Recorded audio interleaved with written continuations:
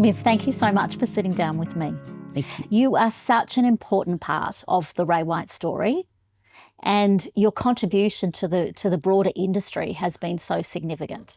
And our chairman, Brian White, often has referred to you as our national treasure. And he's been known to say, never allow Myf Porter to pass your way without seeking to meet her and get to know her. I'm flattered. I've known you for many, many years and had the privilege of Yes. working with you nearly 30 years ago. There wouldn't be many in our group that are as respected and as revered as you are. And for me personally, this is such a privilege to sit down with you and be able to share your story. Thank you, Sally. So I know real estate was not your first career. No. Where did you start? I started with pharmacy, and that was back in the days where I was apprenticed to my father. And actually, we even made pills and all sorts of things you don't do now. And then I got married and we decided that I'd stay home. We had children. I'd stay home. I did for quite a few years. I stayed home and looked after my 4 girls, and that was lovely.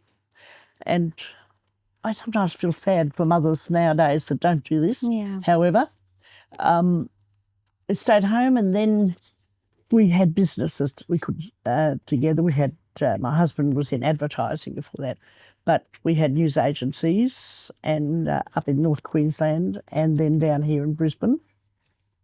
And then my husband had developed cancer, and we sold the news agencies. We didn't do anything for a time. And then I decided that we couldn't live forever on the lovely air. So I said I wanted to go into real estate. And everybody said, goodness sake, why real estate? And it just appealed to me. And I sort of thought it'd be rather fun going around looking at houses and taking nice buyers around. I didn't know really what it was all about. But I looked around where we lived. We lived at Callum Vale. We had 7 acres there then, wish we had it now. And I looked around, and Ray White had more signs than anywhere else. And so I went to the office at Mount Gravatt where they had all the signs and walked in. John McHugh was the branch manager then. They weren't franchised. And I walked in and said, okay, I've decided to sell real estate and I've decided I'll work here. And he said to me, but do you know anything about it? I said, no. And he said, well, how much money do you want to earn? Which is a strange thing, the first thing. So how much money do you want to earn? I said, I have no idea. I said, how much does the top person earn? I forgot what he said now, what it was. I said, well, I'll earn more than that. So he said, oh, okay. So I think he was a bit flabbergasted. When he picked himself up off the floor, he said, okay, you've got a job. So therefore, there it was. And I loved it. I loved it. And So was it what you expected it to be? I guess so. It still is. It's still looking at lovely houses and selling them. Now, I know it's not finding people. It is. It's finding somebody to buy them. And it's satisfying. It's satisfying both sides. And there's nothing nicer than a satisfied vendor or a satisfied buyer. And yes, I found it most fulfilling. And Myf, tell me, what did the Ray White group look like at that point? Oh, in terms of numbers and where we were positioned, office numbers? We had 33 company-owned offices, no franchises. They were mostly in Brisbane, one at Surfers Paradise and one in Townsville. And they were all company-owned. So, Myf, how many years did you have with Mount Gravatt as an agent? Only a couple. Yeah. And then how did you get into the corporate Rosemary. My husband died. And the few months before he died, I stopped work, of course, to be with him. But, that's what Ray White's about. During that time, my salary barely went down because everybody in the office, they sold all my listings. I got full, they didn't take any commission, all the other agents. And I thought, yeah, that's what Ray White's about. It's all about a family. It's family. Yeah. And then after my husband died, Rosemary came to see me and said that they were talking about getting something with more organised training. up until then, Rosemary had done training, fairly ad hoc, but done a lot more training than anybody at that stage was doing. Nobody was doing any training in real estate whatsoever. It's a bit hard to believe, but there was no, the REIQ had training for your licence, but that was it. And so she said that Brian and Paul were wanting to get more training and would I be interested in the job? And I sort of said, oh, I don't know anything about it. And so she came out home to Callumvale one day and we sat for a whole afternoon while she persuaded me that I could do it. So that was it. So I wrote the training and then I got all that going. Then I wrote management training and that was hard work to write the management training. And I remember Brian saying to me, you've been writing this management training for 9 months. I'd been doing other stuff, of course. He said, that's as long as it takes for a baby to be born. He said, it's time this management was born. So, but no, it was accepted with open arms. All the managers, by that time, we'd franchised. Oh, I think we franchised around about that time. And I got great support. All the managers, everybody, they were just so supportive.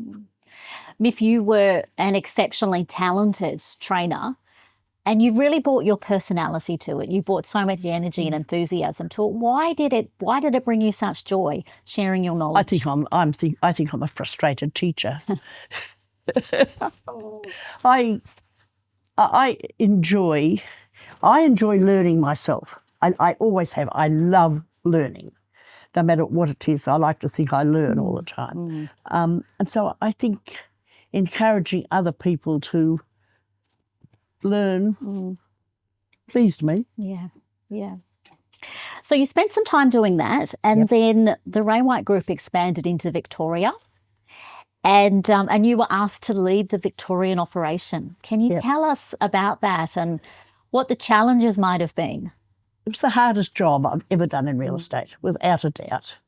I've always said, later on I went to New Zealand, was probably the most pleasurable job, apart from the training that I've ever done, but Victoria was the hardest.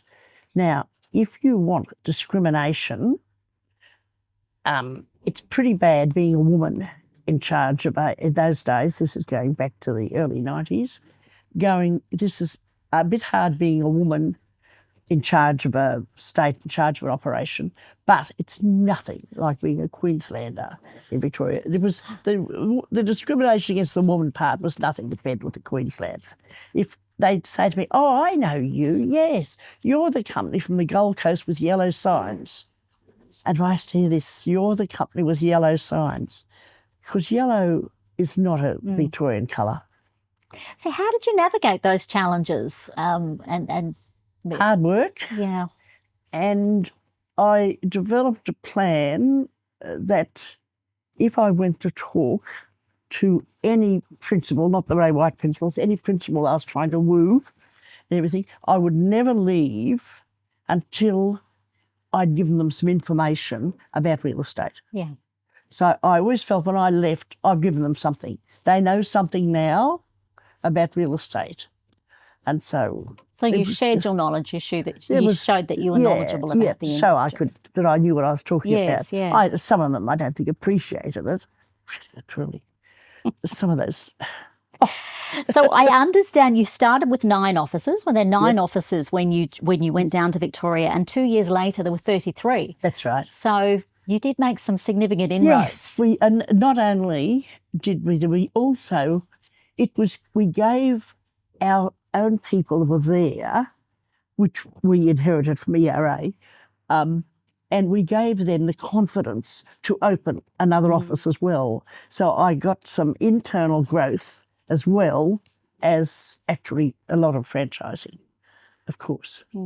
Yeah. So, and after Victoria was established, then it was time for a new challenge and you moved into the National Training Director role. And that was the time when I joined the group. And my recollection of you then was you were always on a plane and you being hotly fought over by WA, NZ and Victoria. Everybody wanted you in their state. What's your recollection of that time? It clearly brought you joy. It did. It brought me a lot of joy.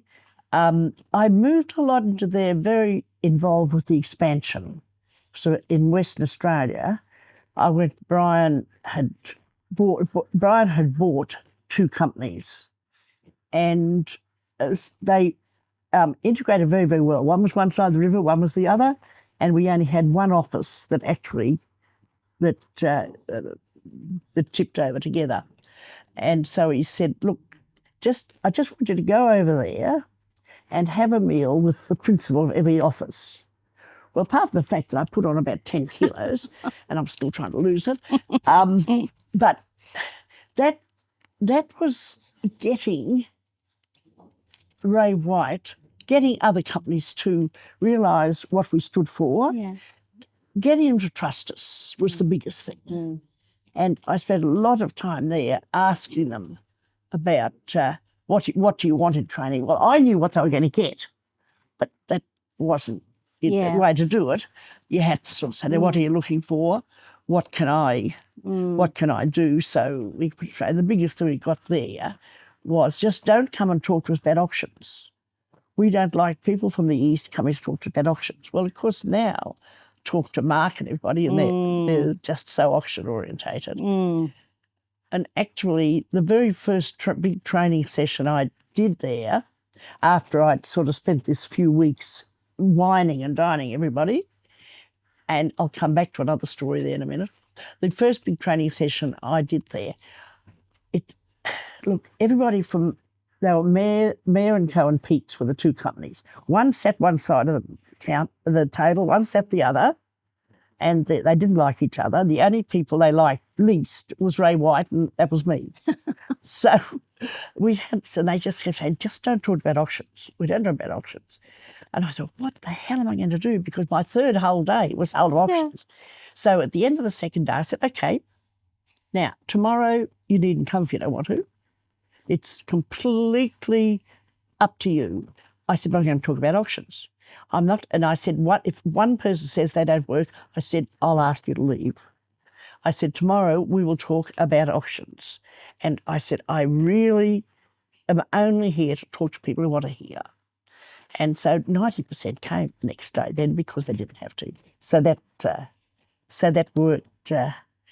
worked well. But I'll just go back to the story of when I had to go and see everybody. Our top office was Geraldton.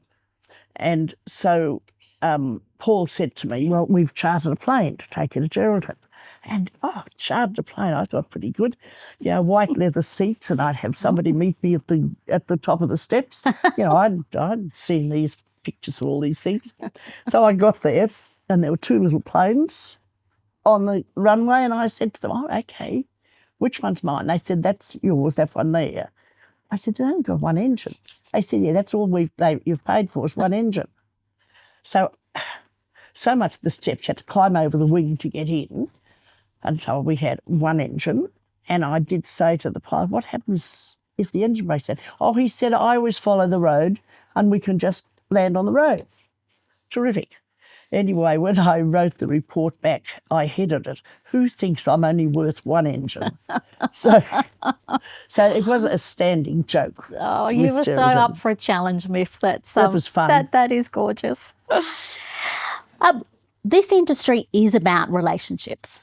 Most definitely. It's about relationships. And I've got a strong recollection, and as you've just been chatting as well, about how deep your relationships were with our business owners and with our agents. And you caught up with them regularly, even when it wasn't necessarily required for a formal training session. Yes. I believe there were focus groups in wineries. There was often wine involved. Often. So there's an expression that you introduced in our company that's still used today. And it goes like this: people don't care how much you know until they know how much you care. So why did this resonate with you so much, and how did that have impact on what you did? Because I believe that in life, that's one of my beliefs, is if you care about people, people will respond, really. And I felt I had a product to sell. Putting it mildly, I believed in Ray White. We were the only family-owned company around. Most of the other companies, somebody was one of them was owned by an advertising agency. New Zealand, when we bought New Zealand, it was owned by the Bank of South Australia, owned the whole of United Real Estate. Somehow or other it comes through mortgages and so on. And Brian was very, very strict. Nobody will be, at that stage, very, very strict. Nobody will be in any senior management role in Ray White unless they have sold real estate and they're a licensed auctioneer. Well, the licensed auctioneer eventually had to stop. But for a long, long time, it was Brian started selling real estate in Coorparoo. Paul started selling real estate. Sam sold real estate. Dan sold real estate. They all had a background of selling real estate. So, and also the other thing was they didn't do anything else. So many people, the boards, they're on 5 boards and, the real estate was that little bit, whereas the real estate was their life. Yeah. That's been a lot of our success. It's about earning the right to influence people, isn't it? Of course it is. Yes. Yes. And it's just an easy thing to sell. Just be nice to people. Communicate, talk to people, communicate. What do you think are the most fundamental skills that we need in this industry to be successful in a sales career? Be polite. Now, I'm saying that because all my grandchildren have property, and I went through a stage of going through lots and lots of open houses, and there were some very, very rude real estate agents. They really were. Now, so never tell lies. So basic stuff, and just keep talking to people. We've said for so long, and I know one of the things I used to say to people was the easiest listing to get is the longest one you've ever known about. So the longer they'd say, but they're not going to sell for a year, I'd say, that's terrific. You've got a year to get to know. It doesn't mean to say you do nothing else for a year, but you've got a year. And it's the same now. I'm not going to selling some of the stories of horrific stories. So do you think, Myf, if you jumped up in our training room today and we're doing a training session, do you think much of the content would be different to what you trained all those years ago? No. The way of doing it, of course, is different. Heavens above. We used to have cards, these cards, blue cards for buyers and pink cards for sellers, and into days of the month and months of the year and how you contacted them. You spent time turning these cards around. The same as it was a computer. Yeah. So now it was just communicating with people, talking to people. Now it's different now. It's with the technology. It's just marvellous. And I'm in awe of what the agents can do now and what they can find out about people. It's just fantastic. But basically, it is getting to know people and offering a service and never telling lies and always do what you say you'll do. And hey, that is so basic. Yeah. It's whether you're bringing up kids. It's the same. If you're bringing up kids, you've got to do it this way. If you're selling, teaching agents how to sell, you've got to do it that way. Yeah. It's life, really. Myf, I've got a passion project. It's called Leading Ladies. And over the last 4 years, we have been building a female networking community, which we call Leading Ladies. And it's all across Australia. It's in Auckland as well. And the purpose is to bring women together, give them an opportunity to form connections and peer mentoring. And we want to be surrounded by women who inspire each other and elevate each other and lift each other up. And I recall that many years ago, you were very focused on bringing groups of women together. So I think you were our original leading lady. I think in particular in New Zealand you had a group of ladies. We started in New Zealand, a focus group, and I started talking to Kerry. And at that stage, we didn't have, in our top 10 salespeople in Australia, I can't, probably one or two women. It was all men. Went over to New Zealand, and the top three were women. Wow. And so there were a lot of women. And I remember saying to Kerry one time, you need to get together a group. And I said, there's so-and-so and so-and-so and so-and-so and so-and-so. And I said, he said, they'd eat me. And I did say, you could be so lucky. But he said, you can get them together. But he said, I'm not going to. So I did. And it was our very, very first group. And they were very, very different. And a couple of them sort of said, why do you ask me? And that was the strongest group, and it still is today. It's still today, I still hear from most of them.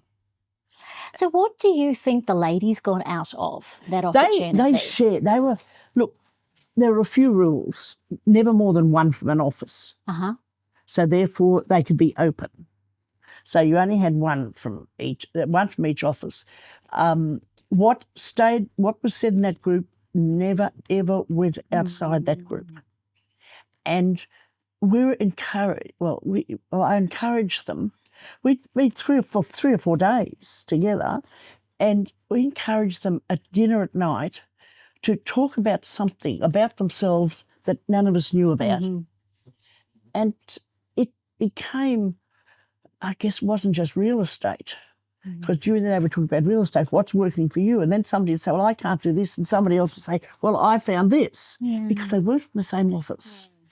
And it was just, it just filled a need. It just filled a need. And that group was, I'll go into the stories. One of them died, and I went over from here, and everybody was we're all there together. What a wonderful connection. Yeah. And Brian kept saying, you need to have some men with you. I want you to do well with men. And I did say, well, you can do that. You can do the one with men. I'll stay with the ones with women. So Myf, you raised four daughters. Yes. While working in this industry. I know some of them were probably a little bit older when you joined, but you certainly were a working mum. Oh, yes. So what advice do you have to ladies about juggling work and home life? Let me tell you, one of the first things I would say to people, if you are doing your own cleaning or your own ironing or your own gardening, you are mad. Just get rid of it. For you to spend time off doing things that somebody else can do, and people say, but I can't afford, and I say, you can't afford not to. So that was the first advice. Just get rid of that stuff. And they say, oh, my partner does the gardening. I'd say, good, well, you pay for it, so he's free to spend time with you. Yeah. No, it's just that, and I'll say time management, which was one of my big pets, because people would say, oh, talk to me about time management. It's my time management. It's my problem. And I say, there is no such thing as time management. There are 60 seconds in a minute, 60 minutes in an hour, 24 hours in a day, 7 days a week, and you can't do a damn thing about it. It's there. You can't manage it. All you can manage is yourself. Very wise. It's self-management. And a number of times people said, well, once I realised, hey, it's up to me. Yeah. That's right. It's up to, it's self-management. Nothing to do with the clock. It's just self-management. Which takes self-discipline. Exactly. And look, and if you haven't got self-discipline, well, I don't know, just learn it. Myf, you have been influential in the careers of some of this group's, most accomplished leaders and most experienced. Kerry Smith, Mark McLeod, Stephen Nell, Tony Warland, Mark Whiteman. They were all young, experienced leaders when they first met you. And I want to share a few comments with you that they have said about the impact you have had on them. I wish I was more Myf-like. Myf had a way of telling a story that got you thinking so broadly. Myf was larger than life, really captivating. Myf was so good at building relationships with key franchisees. She was fearless. She wasn't fazed by hostile meetings. She was funny. She had unbelievable energy. She was so passionate about what she did. Myf was influential on my career, the way I thought and the way I viewed things.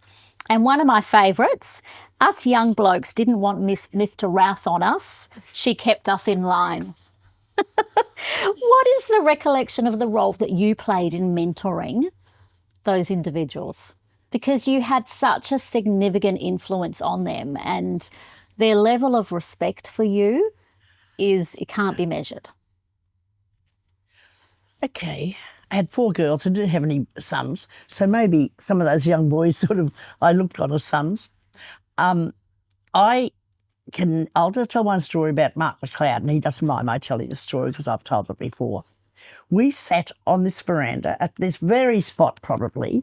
One time there was a position going for a trainee in a corporate office, and Mark wanted it. Mm-hmm. And he said, and I said, Mark, you're not going to get it. I said, you haven't been selling for long enough. I said, you haven't had enough experience. He said, but this is what I want. I really want to do it. And he would have sat there on this very spot for about 2 hours. And he sat there, he said, I'm going. Can I get the job? And I said, well, I can probably give you a chair you can sleep in for the night. So we had a chat. Look, in the end, I said, oh, for God's sake, okay, you can have it. Well, we know the result, don't we? Well, he had to prove himself to you, though, didn't he? He did that. Yes, he did. He did have to. But it was that determination which was wonderful. And I saw that and I thought, well, if he's so determined to want this job, now that he's said so much, he's not going to fail at it. Yeah. So I said, I enjoyed working with him. I like seeing people succeed, and I like seeing people do well. And they all did do well. Really, I remember Tony Warland saying at the first training, when he came to, he said, I'm going to be an auctioneer. Well, at that stage, we didn't have many auctioneers.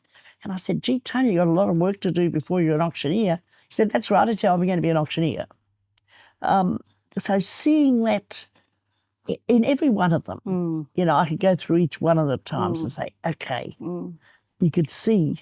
I think you genuinely, listening to you, I think you genuinely cared about them. Oh, of course I did. Yeah. Of course I did. Yeah. And I think it might be Nellie tells a story of when you came to visit him, you'd get in the kitchen and you'd cook. Yes. He said, come out for dinner tonight. I said, okay. Got there, he said, do you know how to cook rhubarb? I said, oh, yes, I can cook rhubarb. Oh, good. He said, we've got some growing.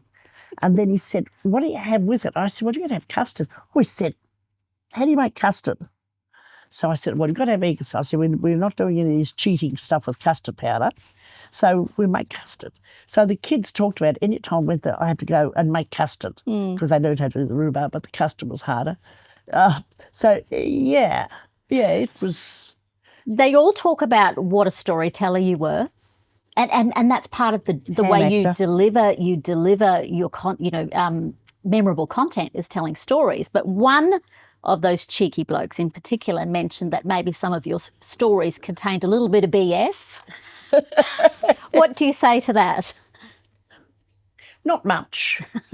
Some of them had to have a little bit of icing on it to make them interesting. But they were all based on truth. As I say, I didn't make them up completely. Oh, I know who said that. That was Kerry or Stephen Nell. That's right. There's another fabulous Myf phrase that we still hear across our corporate team. When you're green, you're growing. When you're ripe, you're rotting. Rot. And you have been determined not to rot. So how did that mindset impact on your career? Well, I guess I was lucky when I came into this. I had so much to learn. And as I said earlier, I love learning. I always have all my life. And, it was just learning and learning new things. And still now, I still read. I still read prolifically. And and I love politics and so on and so forth. And I'm putting you on the spot, what are some of your proudest moments over your career with Ray White? one of the proudest moments was very, very early in my career. In fact, I'd only gone into training for the first year, and keep in mind, it was just after my husband died, so it was all a pretty emotional time. And I got the Max White Award, which I hadn't expected. And everybody stood up and clapped and cheered and everything. That was pretty special. And I guess probably my very proudest moment was when I was retiring, and Brian said what did they get, the chairman's thing? No, not the chairman's cup. At the Chairman's Cup dinner? No, at the awards night, life membership. At the awards night, the life membership, and 1,000 not there, and they all stood and clapped and whistled, and that was very exciting. I also remember when I was making my speech, I said, well, I'll be 80 in May, and I heard the gasp, and you could hear the 1,000 people went, oh, she's not. Absolutely, she's so not, yeah. that was, but that I was very, very, very proud of that. The fact that they automatically, all these people stood, I thought that was pretty special. Well, that's testament to how well loved. It was lovely. How well loved you were. Myf, thinking about if you compare that annual awards event to your very, very first one, what would have been the difference in the number of attendees? How many people at the very first awards night that you went to? Oh, it was probably 200 or 300, maybe a couple of hundred. Probably a couple of hundred. It was pretty small, and that included all Richard Ellis as well at the time, because Richard Ellis, the commercial pub was Richard Ellis, Ray White. Yeah. Later on was Ray White, Richard Ellis, then was Ray White. Yeah. So, there was just only a few hundred, and we all knew each other. And, yeah. Well, in addition to life membership, being awarded that, your contribution to this family business is reflected in an award that's presented annually at our Crow's Nest conference, our Franchisor conference called the Myf which is Porter lovely. Award. And it recognised an individual who's had the greatest impact on skills development across our group that year. And that's a very coveted award, Myf. And I think there's another element of specialness to it, because you come along each year of course, to present that award to try the and recipient. keep me away. What does that mean to you? Well, it means it's just wonderful they invite me. But do you know what I love most of all is I love Curiosity Day. Yeah. I could sit in Curiosity Day and listen to every single person. Now, I've got to say, some of it I can't understand. when they talk about some of this and that with the some of the computer things, I think, oh, how amazing, I can't understand that. But I just love Curiosity Day. It is. I think it is one of the greatest things that Ray White does. Really do. There's not many companies that say, "Hey, you tell us, and if we're doing something wrong, let us know if there's a better way." So I do love it, and I love the fact that they do ask me. It's very. It wouldn't be the same without you. Oh, it's lovely. And look, last year, because from last year to this year, my walkings got bad. And honestly, I went to so much trouble to make sure I didn't have to get on the bus, which was just as well. And I got my own transport out there, and somebody was there to help me out. And I was saying, look, no, I can do something. But everybody, look, last year was wonderful because Dan said, look, I'm putting you down this end of the table because he said you've got room for your walker and everything. So I said, oh, that's fine. Anyway, they announced the award, and I thought, how am I going to get up through this table, through there? And the next thing I knew, Dan and Sam were walking down with the award and the thing. They came down. They came down to me with everything. And that was so thoughtful. Very family. thoughtful. That's family. Right. That's right.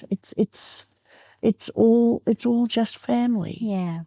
And for as long as we're uppermost, and we always will be, in the family's minds. You know, Brian was telling one time where he had to speak at a conference in Switzerland because it was one of the very, very few. We're one of the largest family-owned companies in Australia, and we're in the top 50 in the world in family-owned companies. And he said it was so rare to have a fourth generation. Yeah. And they wanted him to speak. How did it happen? Yeah. How do you get that fourth generation? It's an extraordinary story. It's an extraordinary story. Myf, congratulations on an extraordinary career. And thank you for everything that you have done for everybody who's come after you. You were so well loved in this group. Sally. And thank you for sitting down with me. It truly has been a highlight for me to have the opportunity to do this. It's been a highlight for me to talk to you again and to, I just reflect, and I appreciate your coming out and all these beautiful flowers. I appreciate it very, very much. Even when you're 93 or nearly 93, it's nice to be remembered. Thank you, Myf. Thank you, Sally.